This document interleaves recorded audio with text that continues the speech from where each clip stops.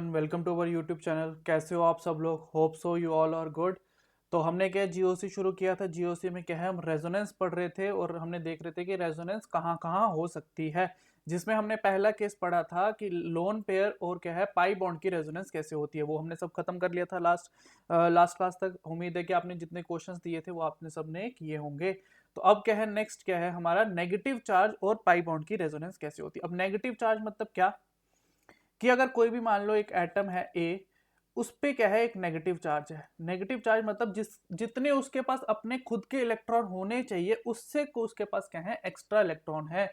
अगर उसके पास extra electron है तभी हम उस पे क्या दिखाते हैं, नेगेटिव चार्ज। मतलब वो क्या है, एक इलेक्ट्रॉन रिच स्पीशीज है। उसके जितने उसके पास अपने होने चाहिए इलेक्ट्रॉन, उससे उसके पास कोई ना कोई ज्यादा इलेक्ट्रॉन है। अगर ज्यादा इलेक्ट्रॉन है तो हम क्या कहेंगे, नेगेटिव चार्ज। अगर सिर्फ -1 है, एक ही माइनस है, तो मतलब उसके पास एक एक्स्ट्रा इलेक्ट्रॉन है। -2 है तो मतलब उसके पास क्या है, दो एक्स्ट्रा इलेक्ट्रॉन है। तो ये बनता कैसे, मतलब ये नेगेटिव चार्ज बनता कैसे है। जैसे हमने आपके क्या है, कार्बेनाइन देखा होगा। क्या है, कार्बेनाइन हमने देखा है। ठीक है, अब ये कार्बेनाइन बनता कैसे है। हमने क्या देखा था, कार्बन क्या है, 4 बॉन्ड बनाता है। क्या बनाता है, 4 बॉन्ड बनाता है। मान लो इसने किसी भी एक बी एटम के साथ एक क्या है बॉन्ड बनाई हुई थी, तो इसने क्या है 4 बॉन्ड बनाई हुई, किसी भी और भी कोई है, 3 ग्रुप लगे हुए हैं। अब ये क्या है, कोवलेंट बॉन्ड है। कोवलेंट बॉन्ड कैसे बनती थी, हमने क्या पढ़ा हुआ है, कोवलेंट बॉन्ड क्या है, म्यूचुअल शेयरिंग ऑफ इलेक्ट्रॉन से बनती है। क्योंकि हमने क्या देखा था, कार्बन को भी एक इलेक्ट्रॉन की जरूरत थी। इस बॉन्ड ऐसे तो उसको 4 थे, तो उसने क्या है 4 बॉन्ड बना देता है, जिससे सबसे क्या है एक एक इलेक्ट्रॉन हम क्या है शेयर कर लेते हैं। क्योंकि कार्बन को भी उस एक इलेक्ट्रॉन की जरूरत होती है और दूसरे एटम को भी उस एक इलेक्ट्रॉन की जरूरत होती है। तो ये क्या है, शेयरिंग करके बॉन्ड बना लेते हैं। बट होता क्या है, अभी तो इसने शेयरिंग करके बॉन्ड बना ली, बट कुछ परिस्थितियां ऐसी आई कि अब कार्बन ने बोला कि नहीं भाई, बहुत होगी हमारी दोस्ती, अब इससे आगे हमारी दोस्ती नहीं चल सकती। क्या इन्होंने तो दोस्ती करके अपना एक एक इलेक्ट्रॉन शेयर करके बॉन्ड बनाई थी, जब तक चला तब तक सही था। बट कुछ ऐसा टाइम आया, इन्होंने कहा कि नहीं, अब हम दोनों साथ नहीं रहेंगे। तो उसने कहा ठीक है, कार्बन ने कहा ठीक है। बट होता क्या है, कार्बन क्या कहता है, अब तू जाएगा लेकिन जो तेरा इलेक्ट्रॉन था वो भी तू मुझे दे के जाएगा। मतलब क्या है, इधर हेट्रोलेटिक क्लीवेज होती है। कार्बन क्या करता है, जो उसका इलेक्ट्रॉन था, शेयरिंग का इलेक्ट्रॉन था, वो भी क्या है अपने पास रख लेता है। अगर वो भी अपने पास रख लेगा तो ये क्या है, ये तो 3 बॉन्ड है ही है। यहां पे क्या है, एक इलेक्ट्रॉन इसका अपना था और एक जो है उसने उसका भी छीन लिया। मतलब मान ये उसका एक्स इलेक्ट्रॉन था, उसने उसका भी इलेक्ट्रॉन छीन लिया। तो अब जब अगर कार्बन ने 3 बॉन्ड बनाए हुए हैं तो इसके पास कितने इलेक्ट्रॉन चाहिए, एक अपना, एक उसका, 1 2 3 4 5 6 और एक अपना, इसका 7 इलेक्ट्रॉन होने चाहिए। बट यहाँ पे कितने इलेक्ट्रॉन है, उसके पास 8 इलेक्ट्रॉन है। मतलब उसके पास क्या है, एक एक्स्ट्रा इलेक्ट्रॉन है। तो उसको हम क्या बोल देते हैं, नेगेटिव चार्ज बोल देते हैं। क्या बोलते हैं, इसके पास क्या है, नेगेटिव है। एक नेगेटिव मतलब उसने क्या है, एक एक्स्ट्रा इलेक्ट्रॉन गेन किया हुआ है, किसी का एक एक्स्ट्रा इलेक्ट्रॉन उसके पास है।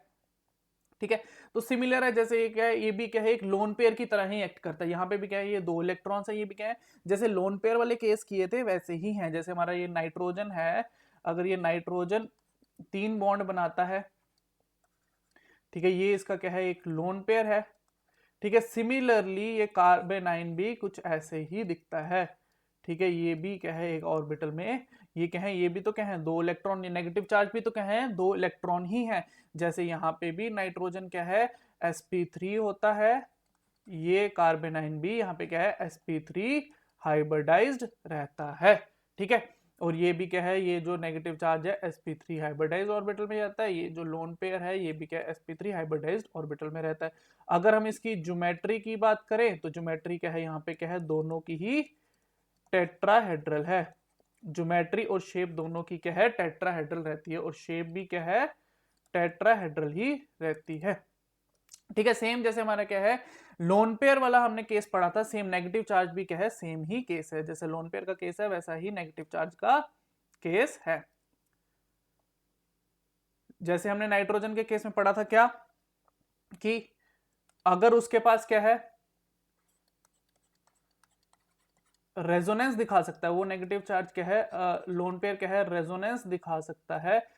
तो क्या करता है वो, ये रेजोनेंस दिखाने के लिए इस लोन पेयर को क्या है, प्योर पी ऑर्बिटल में ले चलता है। हमने क्या पिछले क्लासेस में पढ़ा है ये क्या प्योर पी में चला जाता है और इसकी हाइब्रिडाइजेशन क्या हो जाती है, sp2 हो जाती है। हमने क्या डिटेल में पढ़ा है इसको, अगर आपने नहीं देखा तो पिछली क्लास जरूर देखना, हमने क्या डिटेल में पढ़ा हुआ है इसको, ठीक है। सिमिलरली हमारे कार्बेनाइन का भी केस रहता है। ये क्या था, हमारा कार्बेनाइन था, ठीक है। अगर ये भी क्या है, इसके पास भी कोई, इसके आसपास भी कोई रेजोनेंस दिखाने वाले कोई पाई बॉन्ड है, तो इसको भी क्या करेगा, ये प्योर पी ऑर्बिटल में ले जाता है और ये क्या है, रेजोनेंस दिखाता है। क्या दिखाएगा, रेजोनेंस दिखाएगा। सिमिलर केस है जैसे हम नाइट्रोजन में पढ़ के आए हैं।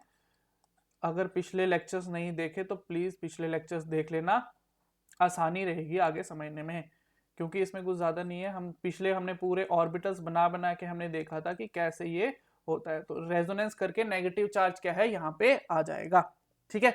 और रेजोनेंस करने से क्या हो जाता है, ये नेगेटिव चार्ज जो है, नेगेटिव चार्ज क्या है, डीलोकलाइज हो रहा है, ठीक है, डीलोकलाइज हो रहा है। और डीलोकलाइज होने की वजह से क्या इसको मिलती है, स्टेबलाइजेशन मिलती है। क्या मिलती है, स्टेबलाइजेशन मिलती है। रेजोनेंस से क्या है, नेगेटिव चार्ज भी हमारा क्या है, स्टेबलाइज होता है। अगर कोई नेगेटिव चार्ज क्या है, डीलोकलाइज्ड है, वो स्टेबल होगा किसके कंपैरिजन में, अगर कोई लोकलाइज्ड नेगेटिव चार्ज है। तो यहां से क्या है, हमें स्टेबलाइजेशन मिल रही है। अगर मैं यहीं पे एक एग्जांपल लूं, मानो ये मेरे पास नेगेटिव चार्ज है और यहां पे बॉन्ड है, और ये नेगेटिव चार्ज है और यहाँ पे बॉन्ड है। तो बताओ, वीडियो पॉज करो और खुद देखो दोनों में से कौन सा रेजोनेंस दिखा पाएगा, ठीक है, कौन सा रेजोनेंस दिखा पाएगा। अगर मैं यहां देखूं तो क्या यहाँ पे रेजोनेंस दिखा सकता है, तो हमें क्या पता है कि एडजेसेंट कार्बन पे ही होना चाहिए, बट यहाँ पे एडजेसेंट कार्बन पे ये पाई बॉन्ड नहीं है, तो ये यहाँ पे रेजोनेंस नहीं दिखाया। बट यहाँ पे क्या है, एडजेसेंट पे ही है, तो ये क्या है, रेजोनेंस दिखा सकता है।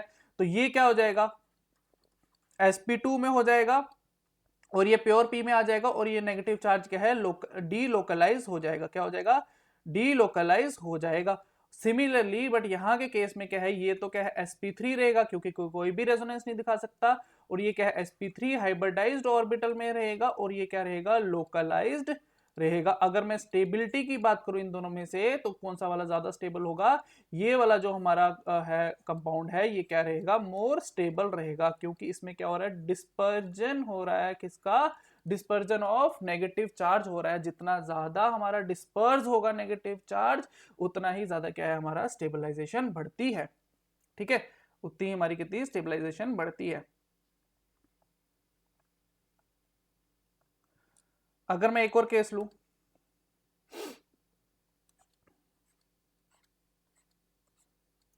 ये नेगेटिव चार्ज है, पॉज करो और हाइब्रिडाइजेशन बताओ, ठीक है। तो यहां पे क्या, ये भी क्या है, रेजोनेंस दिखा सकता है। तो ये कार्बन भी क्या हो जाएगा, sp2 हाइब्रिडाइज हो जाएगा, और ये नेगेटिव चार्ज क्या है, प्योर पी में चला जाएगा, और क्या हो जाएगा, डी लोकलाइज हो जाएगा। अगर ये डी लोकलाइज हो जाएगा तो ये क्या, पाई इलेक्ट्रॉन में भी काउंट होगा। अगर मैं इसमें टोटल पाई इलेक्ट्रॉन काउंट करूं तो ये 2 हो जाएंगे, ये 3 4, ये 5 6। तो टोटल पाई इलेक्ट्रॉन कितने हो गए, 6 पाई इलेक्ट्रॉन हो गए। और 6 पाई इलेक्ट्रॉन वाले सिस्टम क्या होते हैं, हमारे एरोमेटिक सिस्टम होते हैं। तो देखो, ये नेगेटिव चार्ज जैसे ही प्योर पी ऑर्बिटल में गया, तो इससे क्या हो गया, हमारा मॉलिक्यूल क्या है, एरोमेटाइज हो गया। तो क्या हो जाएगा, अगर वो एरोमेटाइज हो रहा है तो क्या मिल रही है उसको, एक्स्ट्रा स्टेबलाइजेशन मिल रही है। तो सब खेल किसका है, स्टेबलाइजेशन का ही है। स्टेबलाइज होने के लिए ही वो क्या है, अपना लोन पेयर को प्योर पी में डालता है और अपनी हाइब्रिडाइजेशन चेंज करता है। क्या करता है, अपनी हाइब्रिडाइजेशन चेंज करता है। सिमिलर केस अगर जैसे हमने नाइट्रोजन में देखा था, अगर नाइट्रोजन ऑलरेडी एक पाई बॉन्ड बना चुका है, तो उसका लोन पेयर क्या है, वो क्या है, लोन पेयर क्या है, हमारा sp2 हाइब्रिडाइज्ड में ही रहता है, क्योंकि अब इसके पास रेजोनेंस दिखाने की कैपेबिलिटी खत्म हो जाती है। क्योंकि जो एक उसको है सिग्मा बॉन्ड बनाने, पाई बॉन्ड बनाने के लिए एक वो ऑलरेडी ही प्योर पी में डाल चुका है, तो अब वो क्या है, दोबारा एक और प्योर पी में नहीं डाल सकता। सिमिलर केस है हमारा कार्बन का भी। अगर कार्बन भी एक ऑलरेडी, कार्बेनाइन भी अगर एक ऑलरेडी प्योर पी क्या बना चुका है, पाई बॉन्ड बना चुका है, तो ये भी क्या है, sp2 हाइब्रिडाइज्ड हो जाएगा, sp2 हाइब्रिडाइज्ड हो जाएगा। और ये भी किस में रहेगा, sp2 हाइब्रिडाइज्ड ऑर्बिटल में रहेगा, और क्या रहेगा, लोकलाइज्ड ही रहेगा। क्या रहेगा, लोकलाइज्ड ही रहेगा, क्योंकि यहाँ पे भी हमारा क्या है, एक जो इलेक्ट्रॉन है वो ऑलरेडी प्योर पी ऑर्बिटल में रहता है, क्योंकि वो क्या है, पाई बॉन्ड बनाएगा, और जो दूसरा जो इलेक्ट्रॉन है जो उसने गेन किया हुआ है वो किसमें, फिर sp2 हाइब्रिडाइज्ड ऑर्बिटल में चला जाता है। ये हमने क्या ऑर्बिटल्स बना के हमने सबका देखा था, पिछले लेक्चर्स देखना जहां पे हमने नाइट्रोजन पढ़ा था, वहां पे डिटेल में पढ़ा था ऐसे कैसे होता है। तो अगर अगर नहीं समझ आ रहा तो पिछला लेक्चर देख लेना, ठीक है, इजी है। अगर आपने पिछले लेक्चर देख के आए हो तो आपको कोई भी दिक्कत नहीं हो रही होगी। यहाँ तक समझ आया, यहाँ तक ठीक है। तो सेम है, कुछ ज्यादा नहीं है, क्योंकि हम पहले ही उसको डिटेल में पढ़ चुके हैं कैसे केसेस होते हैं। तो यहाँ पे भी क्या है, सेम ही है। अगर मैं क्वेश्चन दूं आपको, यहाँ पे नाइट्रोजन है, इस नाइट्रोजन की हाइब्रिडाइजेशन बताओ। सिमिलरली अगर मैं यहाँ पे एक कार्बेनाइन बना दूं तो बताओ लोन पेयर का क्या होगा, लोन पेयर डीलोकलाइज्ड होगा, लोकलाइज्ड होगा, सेम बताना। इसकी हाइब्रिडाइजेशन, कार्बेनाइन की हाइब्रिडाइजेशन बताओ, नाइट्रोजन की हाइब्रिडाइजेशन बताओ, तो पाई इलेक्ट्रॉन कितने रहेंगे, और ये लोकलाइज्ड होगा या डीलोकलाइज्ड होगा। सिमिलरली अगर मैं ये नाइट्रोजन से कंपेयर, इसलिए क्योंकि हम पहले ही नाइट्रोजन का केस पढ़ के आए हैं। अगर ये है मेरे पास, दोनों नाइट्रोजन की हाइब्रिडाइजेशन बताओ, और बताओ दोनों नाइट्रोजन में से कौन सा वाला क्या है, लोकलाइज्ड रहेगा और डीलोकलाइज्ड रहेगा। ये कार्बेनाइन है, इस कार्बेनाइन में भी बताओ कि क्या होगा, ठीक है। सेम जैसे नाइट्रोजन की दोनों कार्बेनाइन की हाइब्रिडाइजेशन कौन सी होगी, और कौन सा कार्बेनाइन जो है डीलोकलाइज्ड होगा और कौन सा वाला डीलोकलाइज नहीं होगा, ठीक है। ये करना खुद सॉल्व। और हमने क्या देखा है कि डीलोकलाइजेशन से क्या मिलती है, स्टेबिलिटी मिलती है। अगर मैं क्वेश्चन निकालूं स्टेबिलिटी कंपेयर करने का कि कौन सा ज्यादा स्टेबल होगा, अगर मैं पहला स्ट्रक्चर बनाऊं,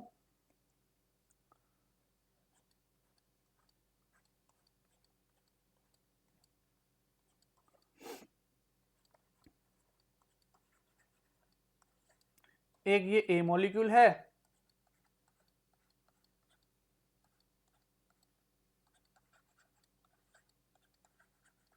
एक ये बी मॉलिक्यूल है। अगर मैं इन दोनों में स्टेबिलिटी की बात करूं तो स्टेबिलिटी कैसे देखेंगे, अगर मैं ये वाला कार्बन की बात करूं तो ये वाला कार्बन क्या है, sp3 है। क्या ये कोई डीलोकलाइजेशन दिखा सकता है, इस नेगेटिव चार्ज की डीलोकलाइजेशन, तो इसके साथ कोई भी डीलोकलाइजेशन नहीं दिखा सकता, क्योंकि यहाँ पे कोई साथ में कोई भी इसके पास प्योर पी ऑर्बिटल नहीं है जिसके साथ क्या है ये रेजोनेंस दिखा सके। तो ये भी क्या है, sp3 में ही रहेगा, और ये क्या है, लोकलाइज्ड है। अगर ये लोकलाइज्ड है तो ठीक है। अगर मैं इसकी बात करूं तो ये कार्बन क्या है, sp2 है। क्यों, क्योंकि ये जो है ये रेजोनेंस में जा सकता है, ये रेजोनेंस में जा सकता है, तो इसीलिए इसको क्या करता है, ये प्योर पी में भेज देता है, और प्योर पी में भेजने की वजह से क्या हो जाता है, डीलोकलाइज हो जाता है, और डीलोकलाइज होने से हमें क्या पता है, स्टेबिलिटी बढ़ती है। अगर मैं इधर स्टेबिलिटी की बात करूं तो बी वाला क्या है, ज्यादा स्टेबल होगा किसके साथ, ए के साथ, क्योंकि ये चीजें बहुत काम आएंगी जब हम आगे जाके रिएक्शन मैकेनिज्म पढ़ेंगे। कौन सा कार्बन स्टेबल बन रहा है, जहां पे हमारे पास दो पॉसिबिलिटी होगी, इन दोनों में से कौन सा स्टेबल बनेगा, कौन मेजर प्रोडक्ट देगा, तो ये आगे जाके काम आएंगी। हाँ ये रेजोनेंस दिखा रहा है तो ये वाला कार्बन क्या है, ज्यादा स्टेबल होगा। तो ये चीजें क्या है, हमें सब पता होनी चाहिए अगर हमें आगे की ऑर्गेनिक को अच्छे से समझना है। तो ठीक है, ऐसे ही कुछ दो तीन क्वेश्चन और देता हूं, वो ट्राई करना खुद स्टेबिलिटी के ही, कि कौन सा ज्यादा स्टेबल होगा। ठीक है, सेकंड क्वेश्चन देता हूं अगर स्टेबिलिटी का, मानो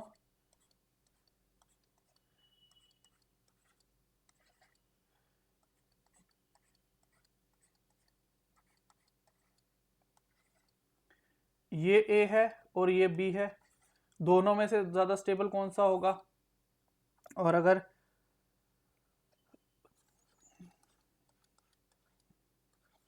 ये ए है,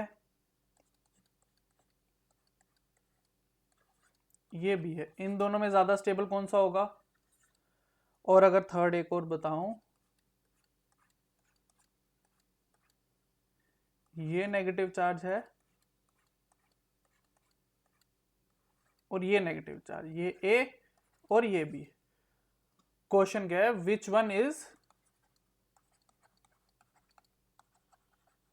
मोर स्टेबल। तो ये क्वेश्चन का आंसर बताओ कि इन दोनों में से स्टेबल कौन सा ज्यादा है। सिमिलर जैसे हमने क्या देखा, अब क्या है, ये क्या है हमारा नेगेटिव बॉन्ड जो है, नेगेटिव चार्ज जो है हमारा पाई बॉन्ड के साथ रेजोनेंस कैसे करता है, वो वाला केस देखा। सिंपल सा केस था, जैसे हमने लोन पेयर की रेजोनेंस देखी वैसा ही है। छोटा सा था, सेम ही है। अगर आपको लोन पेयर का सब चीजें पता है तो आप नेगेटिव चार्ज भी कर लोगे। ठीक है, ये क्वेश्चन ट्राई करना। तो नेगेटिव चार्ज वाला हमारा नेगेटिव चार्ज पाई रेजोनेंस खत्म हुआ। ठीक है, ये खत्म हो गया।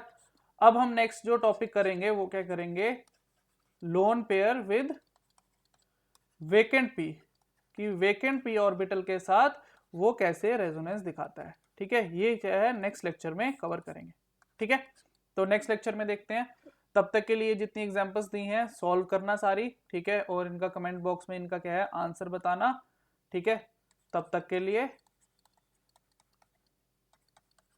Thank you so much, bye bye, take care, next lecture में मिलते हैं।